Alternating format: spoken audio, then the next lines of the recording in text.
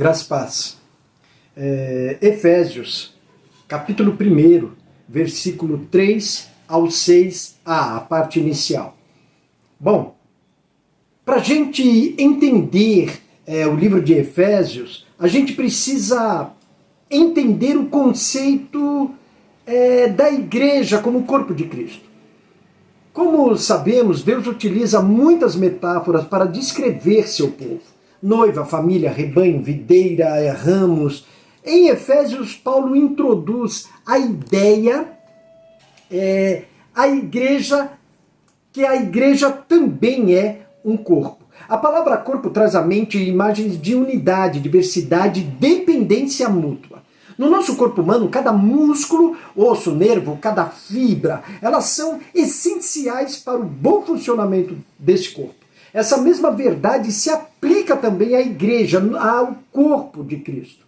1 Coríntios 12, 18 nos diz assim: mas agora Deus colocou os membros, cada um deles no corpo como lhe aprouve. Nos versículos 7 a 11 dessa mesma passagem, Paulo nos lembra que cada um de nós recebeu aí uma tarefa única dentro deste corpo, ou do corpo de Cristo.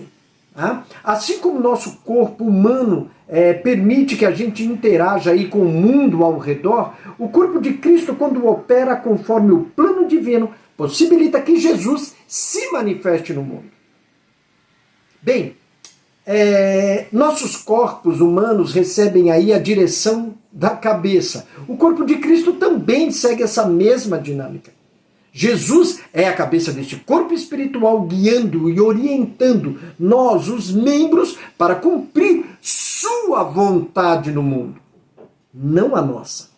Quando o corpo de Cristo age conforme o plano divino, é como se Jesus caminhasse entre nós. Esta imagem da igreja como corpo de Cristo, ela é concretizada no livro de Efésios. Leia os seguintes versículos.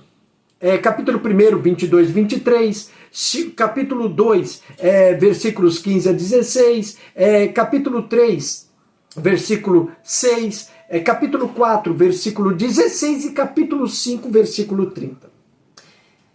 Pois bem, enquanto o corpo de Jesus, ele vive, caminha e trabalha através de nós, para que a vontade dele se cumpra no mundo hoje. Quando vivemos plenamente o nosso potencial em Jesus o Cristo, ele se torna visível ao mundo e as almas são naturalmente atraídas a ele. João 12:32 fala sobre isso quando diz: e eu, quando for levantado da terra, todos atrairei a mim.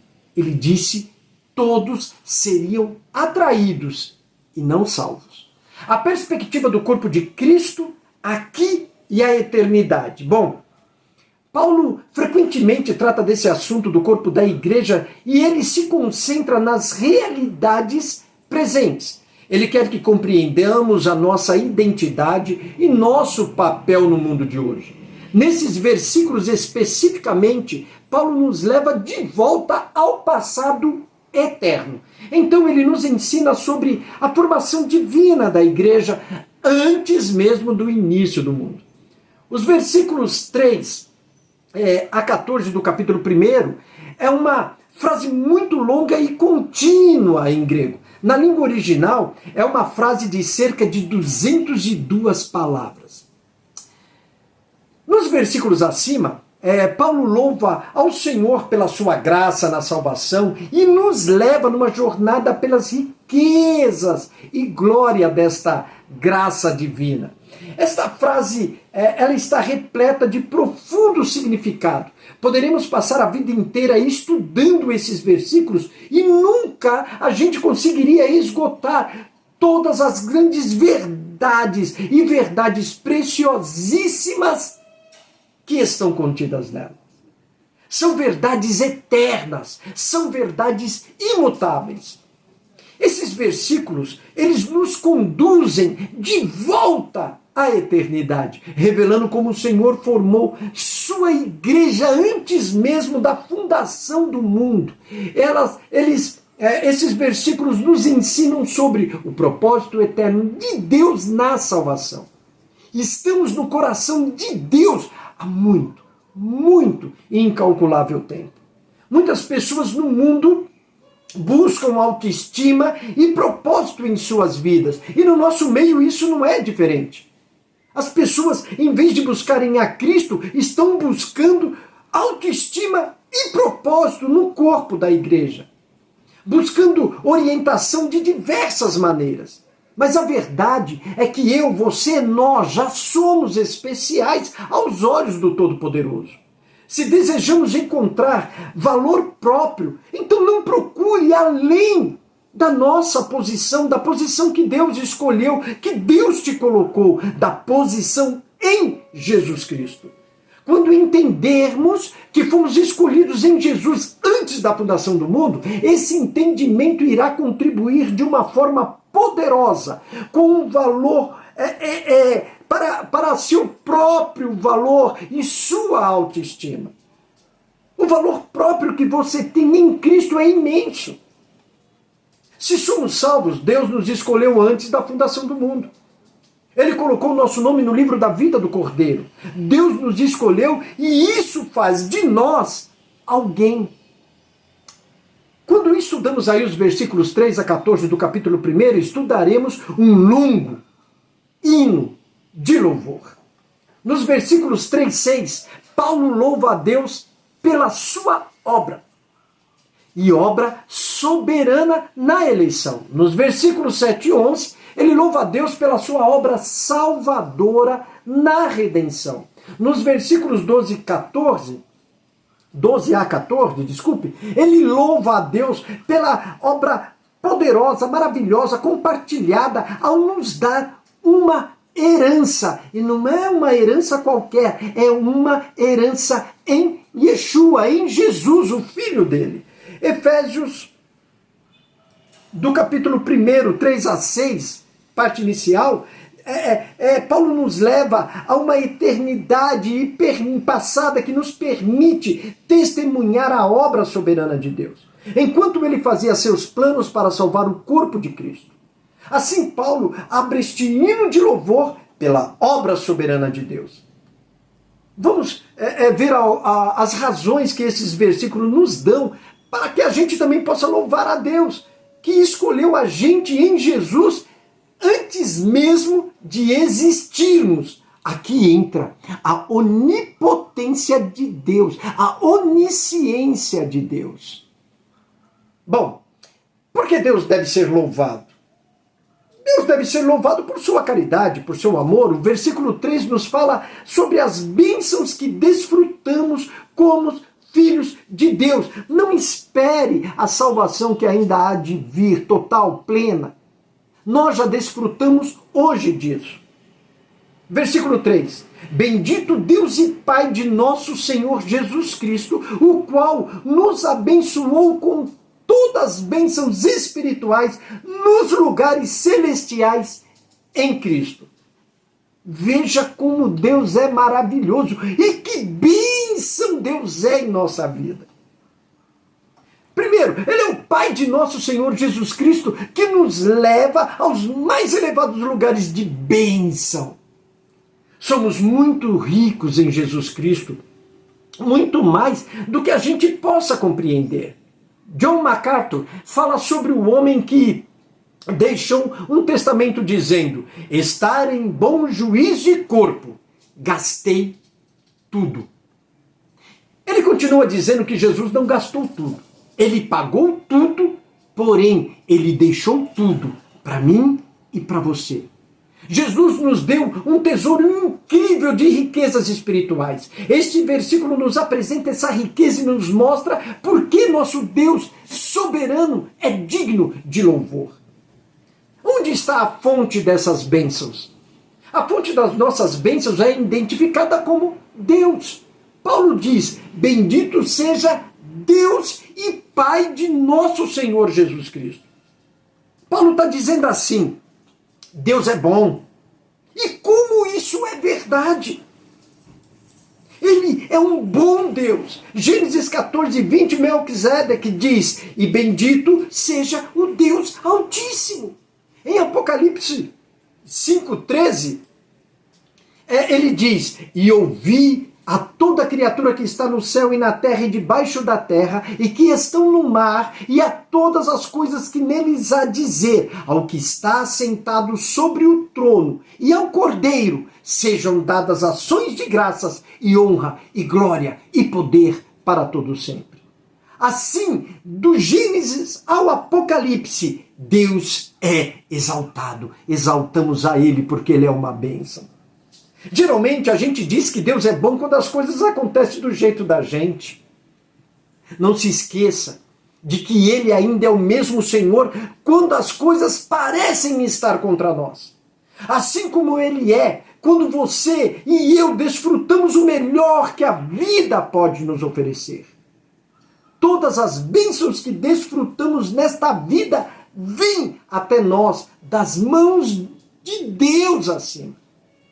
Tiago 1,17 diz: toda a boa dádiva e todo o dom perfeito vem do alto, descendo do Pai das luzes, em que não há mudança nem sombra de variação. Se a gente se aperceber, há muitos anos, quando o evangelho começou a ser deturpado, muitos estão apresentando um Deus que muda de repente, de um Deus que tem variação em sua vontade, mas não é assim. Nele não há mudança, nem sombra de variação. Tudo que recebemos que é bom e perfeito só pode vir diretamente do Pai das luzes. Em Deus existe plena firmeza. Nele não existe instabilidade como em nós. Mesmo quando passamos momentos ruins, Deus tem uma maneira de transformá-las em nosso bem. Romanos 8:28 nos diz: e sabemos que todas as coisas contribuem juntamente para o bem daqueles que amam a Deus, daqueles que são chamados segundo o seu propósito. Olha, existe um propósito de Deus na minha e na tua vida. Então a nossa vida, ela não gira em torno de mim, mas em torno de Deus. Em torno do chamado segundo o propósito divino em Cristo Jesus. O meu dever, o teu dever, o nosso dever é honrar e glorificar e exaltar o nome desse Deus e não o nosso próprio nome. Bem, assim a gente pode ter certeza de que cada detalhe em nossa vida de amor a Deus é transformado em algo muito bom. Deus é bom. E Ele demonstra toda essa bondade a nós, seus filhos, sendo bom para nós. Ele é abençoado, que maravilha, e é abençoador. Quando Paulo diz assim, bendito seja Deus, ele está louvando a Deus pelas bênçãos que Ele dá a nós, seus filhos. Isso nos lembra que nosso Deus é digno de louvor o tempo todo, não importam as circunstâncias. A despeito de qualquer tipo de oferta, dízimo, testemunho, atos de obediência, quando separamos um tempo para abrir a boca e louvarmos ao Senhor, estamos dando a Ele uma oferta de amor. Todos nós podemos louvá-lo por suas bênçãos e sua graça em nossas vidas. Nossas palavras são sacrifícios que agradam ao Senhor. Hebreus 13:15 nos diz assim: portanto, ofereçamos sempre por Ele a Deus sacrifício de louvor. Isto é, o fruto dos lábios que confessam o seu nome. Bem, a gente precisa ir para o lado de fora com Jesus, sem o sangue de sacrifício de animais, e sim os louvores dos nossos lábios a Deus, em nome de Jesus. Oséias 14:2: tomai convosco palavras e convertei-vos ao Senhor. Dizei-lhe: tira toda iniquidade e aceita o que é bom, e ofereceremos como novilhos os sacrifícios dos nossos lábios. A gente precisa orar a Deus pedindo para que remova nosso pecado e aceite a nossa confissão. para que ele receba como restituição nossas orações de arrependimento. No Antigo Testamento, eles tinham o que era conhecido como oferta voluntária. Esta foi uma oferta dada ao Senhor por alguém só porque o amava. O salmista, no Salmo 119, 107, se abre para o Eterno dizendo: tudo está desmoronando em mim, ó Eterno, mas podes me restaurar pela tua palavra. Mas já no versículo seguinte, no 108, ele diz assim: aceita, peço-te, as ofertas voluntárias da minha boca, ó Senhor, e ensina-me os teus juízos. Bem, Paulo diz que Deus nos abençoou. Ele se refere aos santos e fiéis, que são mencionados aí no versículo 1. As bênçãos de Deus são para aqueles que ele salvou pela sua graça. Nossas bênçãos para ele são as palavras que dizemos. Suas bênçãos para nós são as obras que ele realiza em nossas vidas. Deus tem bons pensamentos para com o seu povo. Não é isso que é dito em Jeremias 29:11? Porque eu bem sei os pensamentos que tenho a vosso respeito, diz o Senhor, pensamentos de paz e não de mal, para vos dar o fim que esperai. Olha só, Deus já planejou tudo, e o plano agora, o plano dele é cuidar de mim, de você. Ele disse que não nos abandonará. O plano dele é dar a nós o futuro que almejamos. Porque Deus escolheu nos salvar. Ele também escolhe nos abençoar para a sua honra, para a sua glória, para seu louvor. Ele nos abençoa muito mais do que merecemos. Ele é tão bom para nós que somos absolutamente indignos. Então, louve a Deus pela sua maravilhosa graça, pelos dons que ele nos concede e pelas bênçãos derramadas como chuva sobre nós. Todas as bênçãos são espirituais. A palavra toda significa total, integral, de todo tipo. Deus nos abençoou com todas as bênçãos espirituais. Ou seja, recebemos tudo o que Deus tem a nos oferecer. Quando chegamos à fé em Jesus, Deus abriu os tesouros do céu, garantindo assim para mim e para você recursos espirituais ilimitados.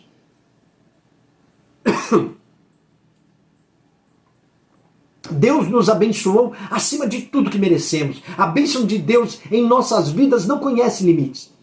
Ele continua dando-nos amor, alegria, paz, graça, misericórdia, glória e esperança. E muitas outras bênçãos além disso. A gente precisa aprender a agradecer a Deus por suas bênçãos ilimitadas em nossas vidas.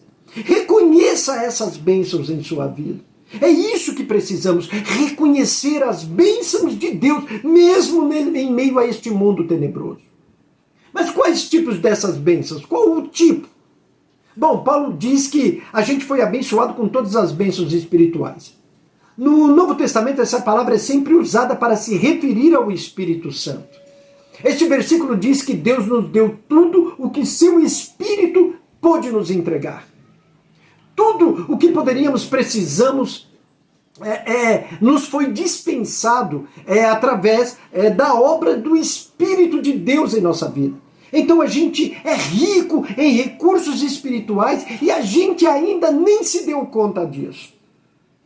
Segundo Pedro 1,3 diz: como o seu divino poder nos deu todas as coisas que conduzem à vida e à piedade pelo conhecimento daquele que nos chamou para a glória e virtude.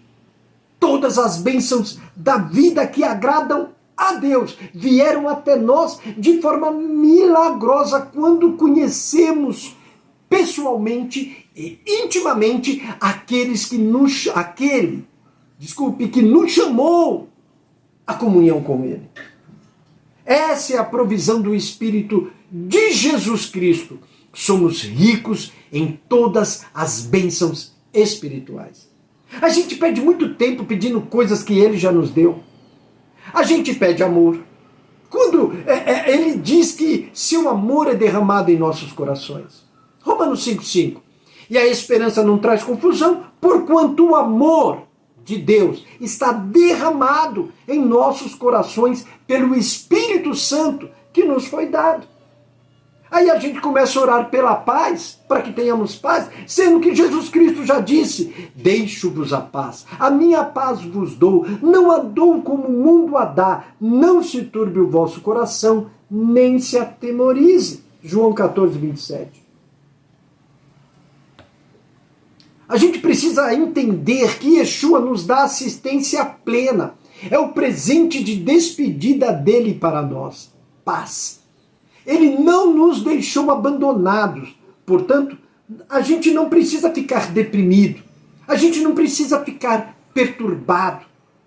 Não, porque ele disse para mim e para você, paz. E mais, tem muito mais. Alegria indizível e cheia de glória.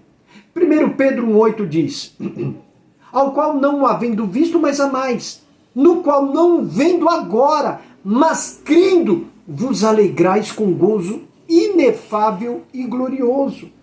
Percebeu? Nunca o vimos, mesmo assim nós o amamos. Ainda não o vemos, mas confiamos nele. Então a gente precisa continuar rindo e cantando. Gálatas 5,22 diz assim, que essas coisas elas são o fruto do Espírito em nossas vidas. Quando ele estiver em nós, ele produzirá estas coisas à medida que permanecemos em Cristo. Bom, a vida com Deus é assim. O que acontece quando vivemos no caminho de Deus? Deus faz surgir dons em nós, como frutas que nascem no pomar. Tem mais. A gente ora pedindo força. Quando ele já nos disse que podemos superar todas as coisas em Cristo que nos fortalece. Filipenses 4,13. Onde eu estiver e com o que tiver, posso superar qualquer coisa por meio daquele que faz de mim o que sou. Quanto às nossas necessidades? Ele disse assim, em Filipenses 4,19, que supriria todas as nossas necessidades segundo as suas riquezas na glória por Cristo Jesus.